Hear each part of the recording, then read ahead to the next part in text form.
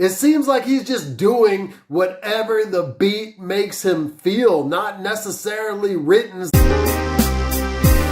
Go subscribe. Hey, what's up, y'all? Welcome to Brews and Reviews. It's knowledge, and today I'm reviewing Mick Jenkins' Elephant in the Room, the Chicago jazzy abstract MC returns. He's had some great albums in both the healing component and Pieces of a Man, but strangely, I think it was his EP, The Circus, that got him even more attention than his long plays did, and that EP from last year was a prelude to The Elephant in the Room. It featured an elephant on the cover, and knowing that, I kept waiting for this to drop all through 2020 and now all through most of 2021, and it never did until now. So it's been very delayed, but here it is. Let's get into it. The Valley of the Shadow of Death, and he's back with his signature style, laid back flow, jazzy instrumentals, slightly sing-songy chorus,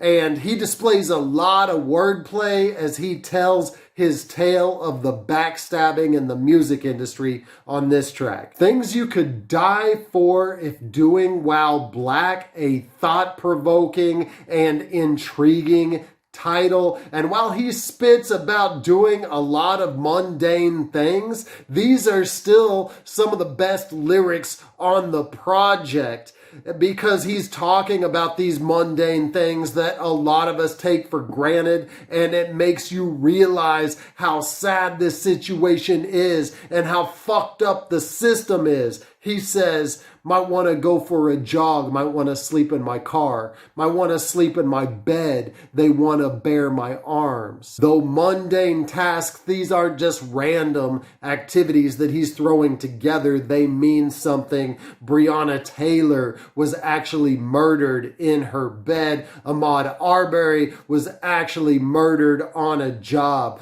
Using very simple words to hit really deep lyrically. Stiff arm. His flow here just meshes into the beat, and that's a talent of his that almost sounds like freestyle, but not really traditional freestyling like you'd hear a lot of rappers do. It's more like improvisation, like jazz, and even catching lines like the kick, push, no fiascos line. This song is more of a vibe than a structured track, and I think that's what he's going for on a lot of this LP. Contacts, bringing in the big producers here for this single. We got Tay Beast, who's worked a lot with J. Cole, and Rascal, who's worked with Chance, Logic, and IDK, and this is a dope beat, though not like a hit in the traditional mainstream way of thinking that you might hear them produce for some of those other artists that I mentioned. It's much more abstract,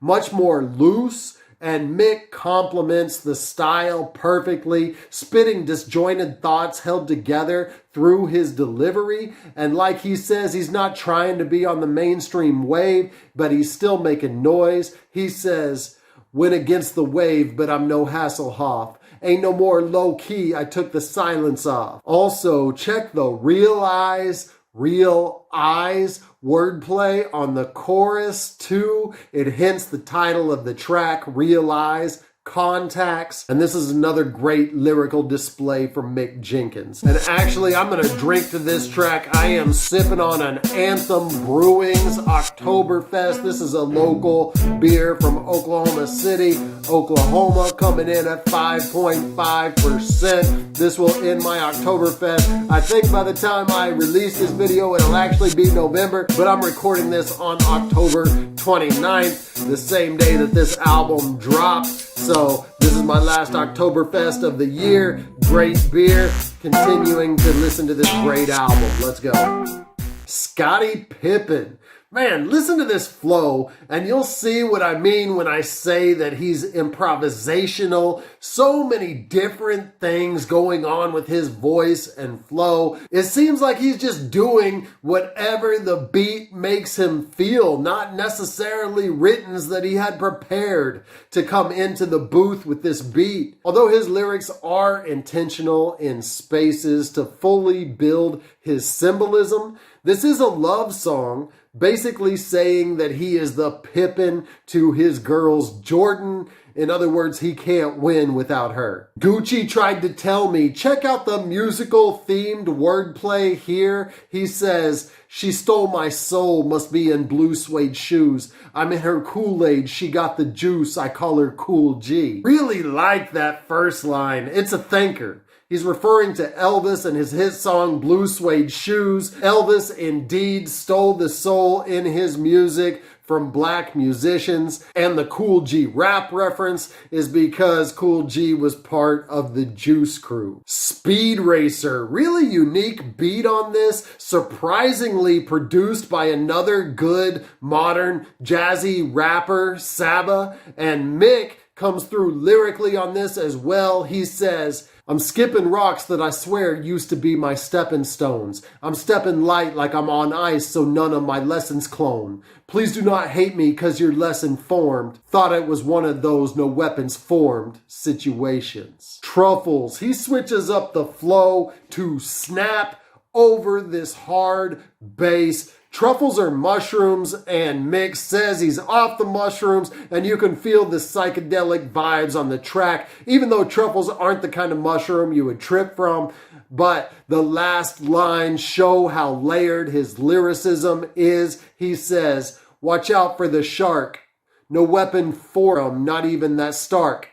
I'm chasing the dark liquor with clear water, it break it apart quicker. I'm breaking the blunt down, put the gun down, now we smoking some raw. These first lines alone are incredible because he's referring to Tony Stark, Iron Man, who made a ton of high-tech weapons, but also talking about the biting sharks is a reference to Ghostface, another Iron Man whose alias also included Iron Man and Tony Stark's.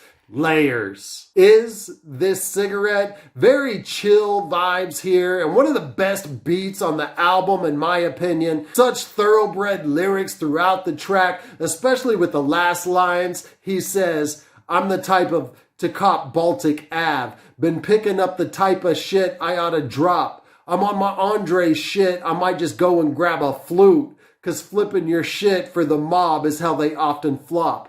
I gave him water and I heard some talking flukes. A noble savage, I can turn into Chernobyl if I drop this nuke. Great images coming up from Monopoly metaphors to Andre 3000 playing that flute on his hobo vibes. And the cigarettes here are a metaphor for loving shit that will be the death of you, just like Mick feels about the rap game. Rugburn, very raw, drumless track with an upright bass sounding riff to close it out. And Mick stays honest. He says, when they see me, they lie. They be like, Mick, you top 5. I be like, I know, I like to keep it a buck. I used to keep it like 80. I hope you feelin' my grow. There's nobody really doing what Mick is doing right now. He has his own unique style, and it's so abstract that I'm really surprised how successful he's been with it. Personally, I can both feel his growth as an artist on this, but also know that I don't like it as much as his previous 2 albums, even if he wasn't as complete of artist back then as he is now, and I can't pinpoint exactly why that is. However, he feels very free on this, and I love that he's expressing whatever he wants to. He doesn't follow form at all, yet it's still very cohesive, and still individual tracks are appealing as songs in and of themselves somehow.